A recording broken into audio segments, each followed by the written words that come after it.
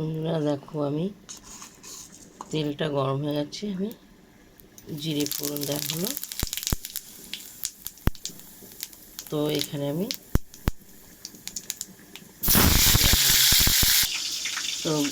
এখানে হলো ভুসি চিংড়ি আর বাঁধাকপি দিয়ে আমি তৈরি করব। তো ভুসি চিংড়িগুলো দিয়ে দেওয়া হলো।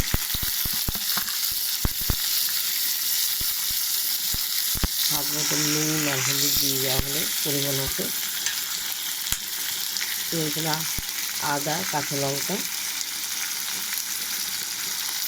দিয়ে দেওয়া হলো, সবগুলো ঝাল হয়ে যাবে। একটু রেখে দিলাম, দিয়ে ভালো করে কষাবো।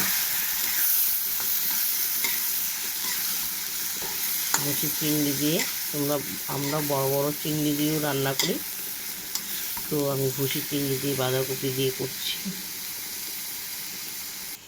তো বাঁধাকপি সিদ্ধ আছে, সব আমি ঢেলে দেবো এক এক করে। সব আমি ভুসি চিংড়ির মধ্যে দিয়ে দেওয়া হলো।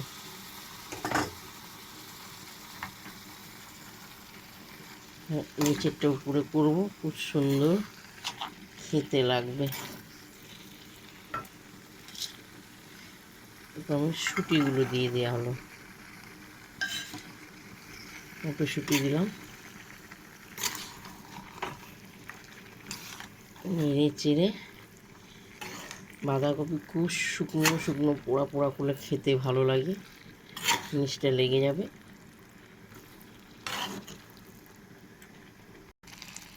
তো দেখো কত জল বেরিয়ে গেছে, টানাতে অনেক টাইম লাগবে, ফুটবে, জলটা টানবে।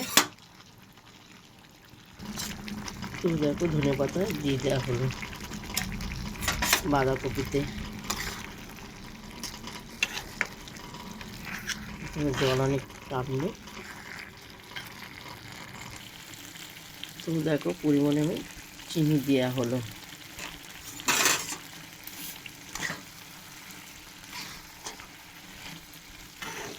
সুন্দর গন্ধ বেরোচ্ছে ভুসি চিংড়িটা, কিন্তু চিংড়ি মাছ দেখা যায় না, মিশে গেছে, খেতে খুব সুন্দর লাগবে।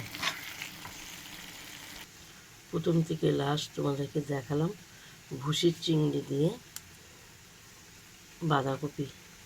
এই রেসিপিটা তোমরা যদি ভালো লাগে আমাকে লাইক দিও, শেয়ার করো, কমেন্ট করে জানাবে। তো দেখতে পেয়েছো খুব সুন্দর, অসাধারণ লাগবে খেতে গরম গরম ভাতে। চলো এবার আমি খেতে বসবো।